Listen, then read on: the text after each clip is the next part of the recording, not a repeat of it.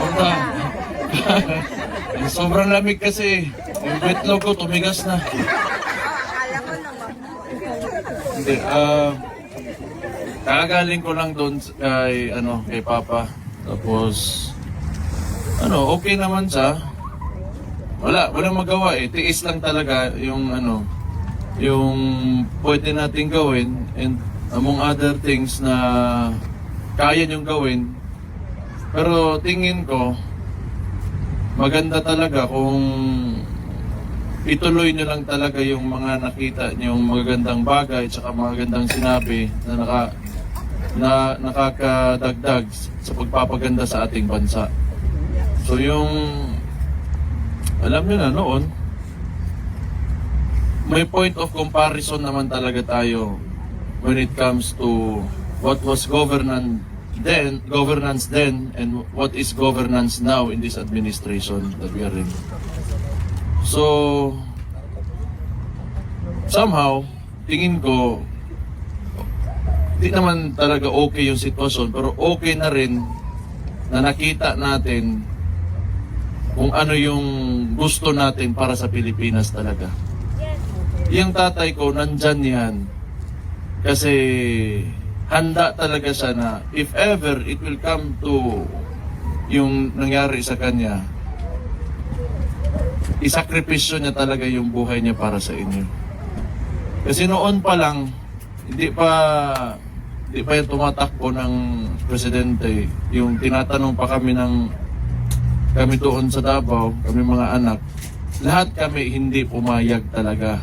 Kasi alam namin magulo. Kasi kilala namin yung tatay namin na he will fight for his people, the Filipino people. Because he fought for Davao City.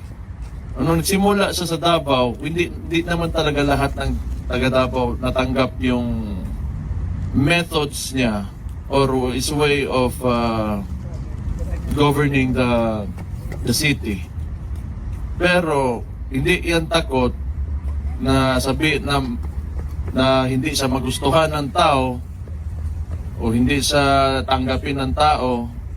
Hindi yan matatakot sa opinion ng tao sa kanya, kasi ang gusto niyan kung ano kailangan ng lugar mo para maayos mo yung lugar mo. So yun yung nakita niya na kailangan talaga ng tao. Lahat hindi rin tumanggap agad until there came a time na the Davaoenos realized na tama naman pala talaga yung tao. So, at this point, Davao, kaya di siya nakakalimutan talaga ng mga taga Davao.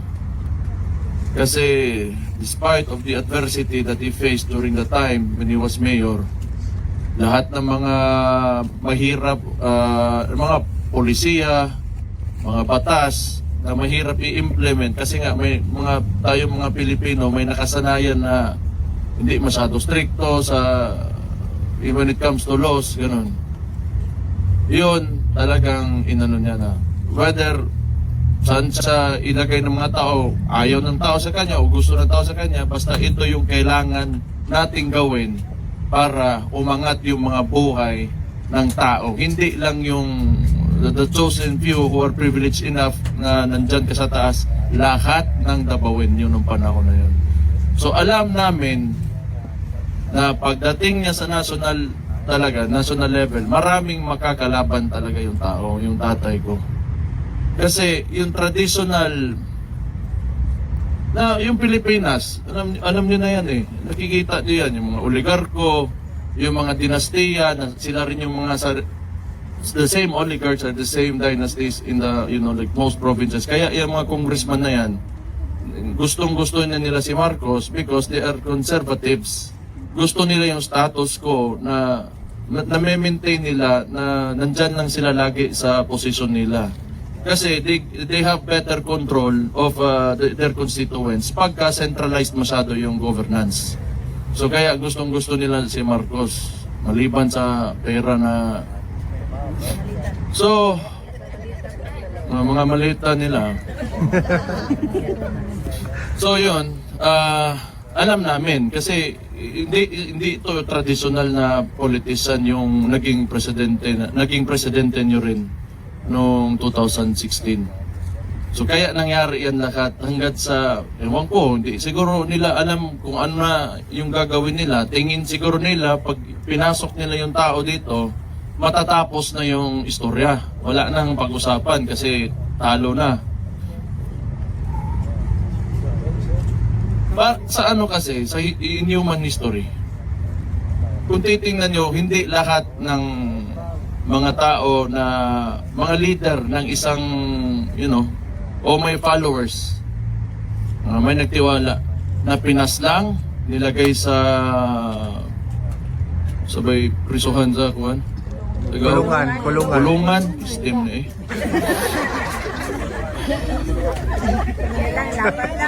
Hindi lahat ng yung pinapasok sa kulungan, nawawala lang. Mas lalong lumalakas yung mga iniwan niya, mga sinabi at nagawa niya nung. So, I think it's grave miscalculation on itong si Bangag nga gisipon na po doon sa UN. Sa UN pagod ang putang ina pagkauwaw niyawa. Pero at least nagdala siya ng panyo. Alam niya puta mo tulo gini ko si puno niya.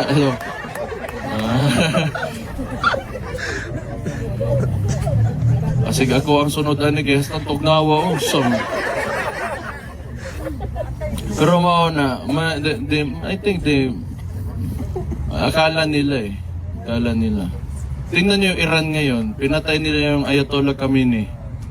Lalong nag-unify yung mga Iranians against foreign invasion and foreign intervention. So I think it could be the same, similar. Kaya wala din naman talaga tayo dito kung walang nagawa na tama yung tao na nandyan na nilagay nila sa ICC.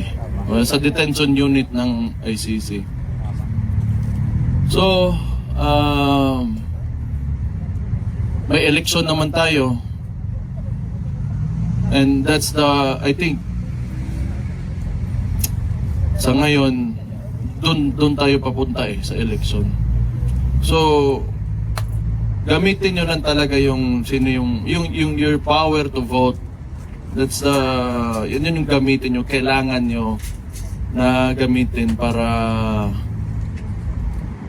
pumili, tapos yung direction talaga ng bansa natin nasa mga kamay nyo yan. Yung mga sino ba ang gusto nyong presidente? Duterte nga. Sara. Ako? Tapos mag-vice ka president. Hindi ko kapoy. Kapoy kayo. Ang posisyon, alam nyo man to yung iba dito na the more you go up, the more problems that you will have. So, ako baka mag-demote ako into vice mayor pagka sunod election. Pero gamitin nyo yung your right to vote you have the power to change or to kung anong direksyon yung gusto nyo para sa bansa natin. Pero alam nyo, dito ako pumunta kasi alam ko nandito kayo. Gusto ko lang talaga magpasalamat kasi alam ko nagtiwala kayo sa tao, yung tatay ko. And he went into office, he ran for the presidency wholeheartedly at with the goal to serve the Filipino people.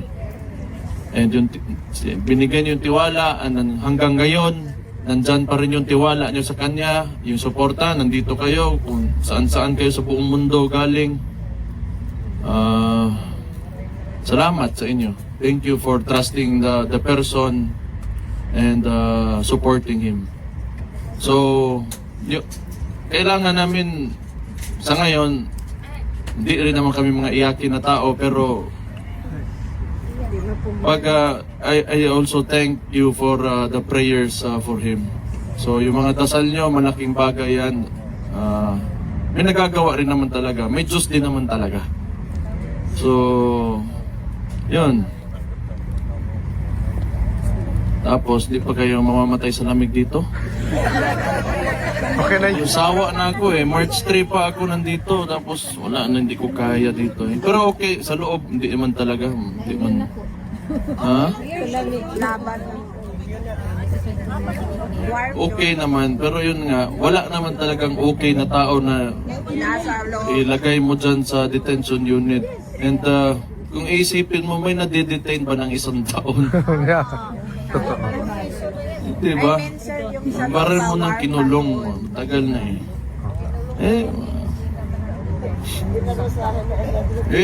Confusing nga talaga tong sitwasyon niya. Pero ano yan, politika talaga yan. As I said earlier, dahil nga yan sa transition na kailangan sa yung nag-introduce ng transition para sa Pilipinas kung saan tayo papunta. Ay ngayon, nakita nyo na, and I think, naintindihan nyo din naman talaga kung ano yung gusto niyang gawin para sa bansa. Problema lang, you only get 6 years sa isang termino ng tao na maging presidente sa buong Pilipinas. So, ano. Pero, tingin ko naman, may hustisya rin naman talaga sa dulo. May Diyos. Kung ano man yung niya, kapalaran niya. Sinasabi niya naman lagi sa akin. Kung ano yung kapalaran niya, he will not say sorry. Kung ano man yung pinagsasabi against him, he will not say sorry. Kasi yung ginawa niya para sa bayan niya. Yan lang lagi na, inuulit niya. Ako po, mag-sorry na lang para makagawas ka. Gana ba, no? Ay. So, kakagaling ko lang doon. And there's a poem na paborito niya ito. Since nung maliit pa ako, lagi niyang sinasabi, Invictus, out of the night that covers me, black as the pit from pole to pole, I thank whatever gods may be for my unconquerable soul. In the fell clutch of circumstance, I have not winced nor cried aloud. Under the bludgeonings of chance, my head is bloody but unbowed. Beyond this place of wrath and tears, looms but the horror of the shade. And yet the menace of the years finds and shall find me unafraid. It matters not how straight the gate, how charged with punishment the scroll. I am the master of my fate. I am the captain of my soul. So, siya nga, basahin ko daw sa inyo. So, okay na, nakakomply na ako ha.